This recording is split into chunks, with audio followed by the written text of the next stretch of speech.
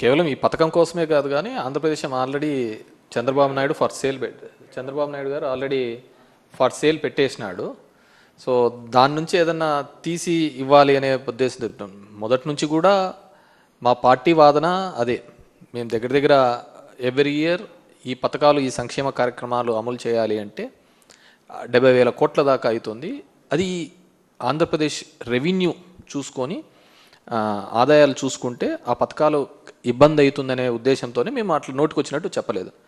చంద్రబాబు నాయుడు గారు నోటికొచ్చినట్టు చెప్పి ఈరోజు ఎప్పుడైతే హామీలు అమలు చేయాలనుకున్నప్పుడు వచ్చేకల్లా రాష్ట్రాన్ని అమ్మేయాలా, ఇది అమ్మేయాలా అనేది చెప్తున్నాడు. ఆల్రెడీ ఆంధ్రప్రదేశ్ రాష్ట్రాన్ని చంద్రబాబు నాయుడు తెలుగుదేశం పార్టీ కూటమి ప్రభుత్వం ఫార్ సేల్ పెట్టేసింది. దాంట్లో భాగంగానే మొన్న కూడా చూసినాము 1,90,000 కోట్ల రూపాయలకు సంబంధించి ఏపీఎండిసికి సంబంధించినవి కూడా కేవలం ఒక 9,000 కోట్ల కోసం ఈ మైన్స్ అన్నీ కూడా గ్యారంటీగా పెట్టే సందర్భం కూడా చూద్దాం. మీరు బాగా చూసినారు అంటే ఈ రెండు పత్రికలో, ఈనాడు జ్యోతి పత్రికలో వచ్చే కథనాంశాలు కానీ ఇవన్నీ బాగా చూసినారు అంటే 4 to 9 వరకు కూడా రాజశేఖర రెడ్డి గారు ముఖ్యమంత్రి ఉన్నప్పుడు కూడా తెలుగుదేశం పార్టీ ఎప్పుడే కానీ తన ఏం కావాలని అసెంబ్లీలో కూడా మాట్లాడడానికి ఉండేది కాదు మ్యాటర్. ఏదో ఒక మ్యాటర్ని ఈనాడు పేపర్లో పబ్లిష్ చేసేది, అది తీసుకొని వచ్చి అసెంబ్లీలో గందరగోళం చేసే పరిస్థితి ఆ రోజు మనం చూస్తున్న సందర్భం. ఈరోజు కూడా సేమ్ అదే స్ట్రాటజీనే వాడుతోంది. ఈరోజు సిట్ అనే దర్యాప్తు సంస్థ ఎవరి చేతుల్లో నడుస్తోంది అందరికీ తెలిసినదే. సిట్ రిమాండ్ రిపోర్టు కోర్టుకు సబ్మిట్ చేయదు. సబ్మిట్ చేయకముందే ఆంధ్రజ్యోతి ఈనాడులలో కథనాలుగా వస్తుంటాయి. అది ఏ విధంగా అవుతుంది? ఒక కాన్ఫిడెన్షియల్ డాక్యుమెంటు, జడ్జి ముందర పెట్టాల్సిన డాక్యుమెంటు, ఇవి కొన్ని పేపర్లు వాళ్ళ అనుకూలమైన పేపర్లకు ఇచ్చేసి దాని మీద వాళ్ళు ఇష్టానుసారం ఒక కథనాలు చేస్తుంటాయి. ఒకసారి ఏమో అవన్నీ ఇచ్చేసినారంట, ఎలక్షన్లలో పనిచేసినారంటారు, 3,500 కోట్లకు 300 కోట్లు పనిచేసినారంట, మిగతా 2,300 కోట్లు ఎక్కడున్నాయి? ఇంతవరకు బ్యాంకులలో ఉన్న డబ్బులను సీజ్ చేశారనే ఒక పద్ధతికే చూపిస్తున్నారు తప్ప ఫలానా చోట ఇంత బల్క్గా డబ్బులు దొరికినాయి అనే పద్ధతిలో ఎక్కడా కానీ చూపించండి. ఒక నెరేటివ్ని బిల్డప్ చేస్తున్నారు. అంటే మొదటి నుంచి కూడా కింద నుంచి పై వరకు ఒకటే లైన్ తీసుకుంటారు. దాన్ని ఎస్టాబ్లిష్ చేయడానికి పదే పదే మాట్లాడుతున్న సందర్భం చూసాను తప్ప ఈ పేపర్లలో వచ్చే కథనాల ఆధారంగానే చేసుకుంటా పోతా అంటే ఇంకెవడే కానీ ఉండలేరు అనమాట. నేను ఇంతకుముందు చెప్తున్న విధంగానే జడ్జి దగ్గర ఉండాల్సిన రిపోర్టు, సిట్ కాన్ఫిడెన్షియల్గా మెయింటైన్ చేయాల్సిన రిపోర్టు ఒక వారం ముందరే ఈ రెండు పేపర్లలో ఏ విధంగా వస్తున్నాయి? వీళ్ళు ఎవరైతే దోషిగా చెప్తారో అతనే పేపర్లలో వచ్చే దోషిగా చెప్తారో అదే సిట్ రిపోర్ట్లో వస్తుంది. ఇంకెక్కడుందంటారు దీంట్లో? సో ఈ సిట్కి ఏమాత్రం క్రెడిబిలిటీ లేదు. ఖచ్చితంగా పెట్టే దొంగ కేసులే. మీరు బాగా చూసినారు అంటే ఇప్పుడు ఏవైతే ఉన్నాయో ఈ లిక్కర్కి సంబంధించి, డిస్టిలరీస్కి సంబంధించి ఏ డిస్టిలరీ కూడా జగన్మోహన్ రెడ్డి వైఎస్ఆర్ కాంగ్రెస్ పార్టీ ఉన్నప్పుడు మేము ఎవరు పర్మిషన్ ఇవ్వలేదే. ఆ డిస్టిలరీస్ పర్మిషన్ ఇచ్చినదంతా చంద్రబాబు నాయుడే. మరి సరే, డిస్టిలరీస్ నుంచి ఈ విధంగా అవకతవకలు జరిగినాయి, బలవంతంగా ఉన్నారు. సో దీనిలో డిస్టిలరీస్ కూడా భాగస్వాములే అయినప్పుడు వాళ్ళ మీద ఎందుకు కేసులు పెట్టలేదు? ఈ మందు సరఫరా చేసిన ఆల్ ది డిస్టిలరీస్ వీళ్ళ మీద ఎందుకు కేసు పెట్టడం లేదు? సో దీన్ని ఏదో విధంగా ఎస్టాబ్లిష్ చేయాలని కొంతమంది ఆఫీసర్లను బెదిరించి వాళ్ళని అప్రూవల్ అని ఏదేదో కథనాలు చూస్తున్నాం. డెఫినెట్గా చట్టం ముందు ఉండేది, ఆ చట్టానికి అనుకూలంగా చట్టం ముందర నిలబెట్టి ఖచ్చితంగా మేము ఫైట్ చేస్తాము. ఖచ్చితంగా నిర్దోషులుగా ఈ కేసు నుంచి అందరూ బయటకు వస్తాం. డెఫినెట్గా దీస్ ఆర్ ఆల్ ఎక్స్పెక్టెడే. ఏదో ఒక విధంగా ఈ ప్రభుత్వం మీద బురద చల్లాలనే ఒక ఆలోచనతో ఈ ప్రభుత్వం జరుగుతుంది. మనం మొత్తానికి చూసినట్టే చిన్నది కానీ ఒక గ్రామ స్థాయిలో కూడా ఒక చిన్న గొడవ జరిగినప్పుడు వాడొచ్చి ఇంటి మీద గొడవ చేసినా కానీ మా మీద కేసులు పెట్టే సందర్భం. సో అంత మైక్రో లెవెల్లో నుంచి కూడా దీన్ని మానిటర్ చేస్తున్న సందర్భం. So we're all ready for ఎలాంటి కేసులు పెట్టినా ఏ దానికైనా సరే వైఎస్ఆర్ కాంగ్రెస్ పార్టీ సిద్ధంగా ఉంది. ఎటువంటిదైనా సరే చట్ట ప్రకారం మేము వాటిని ఎదుర్కోగలుగుతాము. డెఫినెట్గా ఎవరెవరైతే దీనిలలో భాగస్వాములు అవుతున్నారో, దీనిలో అంత ఉత్సాహంగా చేస్తున్నారో రాబోయే కాలంలో దాన్ని ఖచ్చితంగా అనుభవించి చెప్తారు. డెఫినెట్గా వీఆర్ ఫైటింగ్ కదా. మా చిన్నాన్న కూడా ఫైట్ చేస్తున్నాడు, వెళ్తున్నాడు. మళ్ళీ పోలీసులు కోర్టుకు వెళ్ళాము. ఎంత దౌర్భాగ్యమైన పరిస్థితి అంటే కోర్ట్ హ్యాస్ గివెన్ గైడ్లైన్స్, మీరు ఈ విధంగా చేయండి అని చెప్పేసి. డెమోక్రటిక్ సిస్టంలో ఈ విధంగా పోండి అని చెప్పినా కానీ అక్కడ ఉన్న పోలీసులు అది చేయలేకపోవడం జరిగింది. మేము కంటెంప్ట్కి కూడా వేయడం జరిగింది. That's before the court. Maybe 23rd 24th ఎప్పుడో అని చెప్పారు. అది వచ్చిన తర్వాత దాని మీద కూడా మేము తీసుకోవాలి.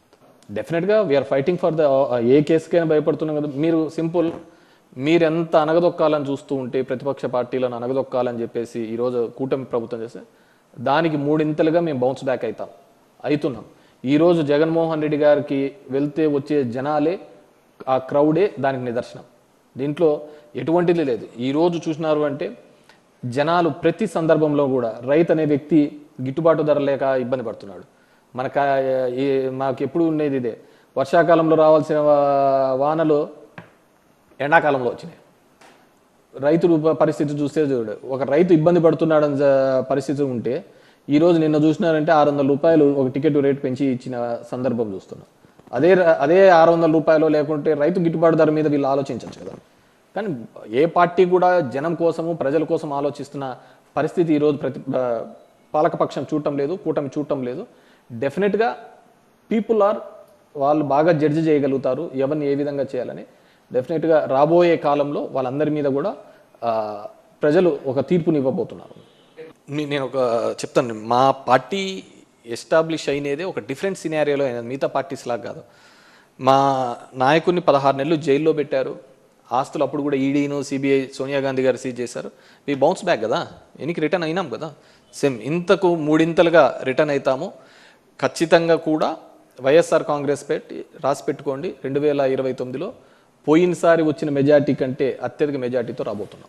సంస్థాగతంగా నిర్మాణం కాకపోవడానికంటూ ఏంది నాకు అర్థం కావటం లేదు. ఇప్పుడు సంస్థాగతంగా లోకల్ బాడీస్లలో చూస్తారంటే సంస్థాగత నిర్మాణమైనాం కాబట్టి మేము పోటీ చేసి అన్ని గెలవడం జరిగింది. సంస్థాగతంగా 40 ఏళ్ళ చరిత్ర ఉన్న తెలుగుదేశం పార్టీ మన లోకల్ బాడీస్లలో ఫ్రీ హ్యాండ్ ఇచ్చినా కూడా పోటీ చేయలేని పరిస్థితి, అంతటి దౌర్భాగ్యమైన పరిస్థితి. మేము గెలిచిన వాళ్ళని పీక్కొని మళ్ళీ వాళ్ళు సంబరపడుతున్న పరిస్థితి.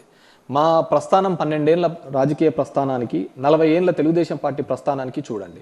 ఒక జగన్మోహన్ రెడ్డి మేమే అంత బలహీనంగా ఉండింటే, మేమంత బలహీనమైంటే అంతమంది కలిసి రావాల్సిన అవసరం ఏముంటుంది చెప్పండి.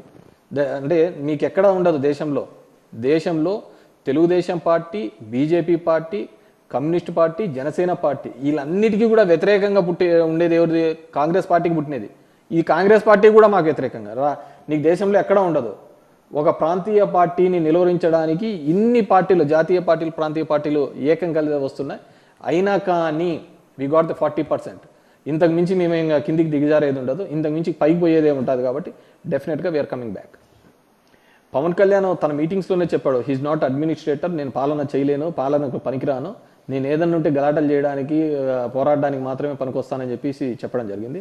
అతన్ని ఒక టూల్గా, ఒక ఆయుధంగా మాత్రమే తెలుగుదేశం పార్టీ వాడుకోవడం జరిగింది. సో అడ్మినిస్ట్రేషన్లో అతనే చెప్పడం జరిగింది తన రోల్ ఏమీ లేదు అని, ఏదన్నా కానీ పోరాటాలు దానికి అని చెప్పేసి. సో తన గొంతును, తనకున్న ఆ సినిమాకున్న క్రేజ్ను మాత్రమే తెలుగుదేశం పార్టీ వాడుకొని ఆ రోజు సక్సెస్ కావడం జరిగింది. ఈరోజు పవర్లో ఉన్నాడు కాబట్టి తెలుగుదేశం పవన్ కళ్యాణ్ యొక్క బలహీనత కూడా వాళ్ళ నమ్ముకున్న ఫ్యాన్స్కి వాళ్ళందరికీ కూడా అర్థమైంది. కాబట్టి డెఫినెట్గా he's going to be Jio.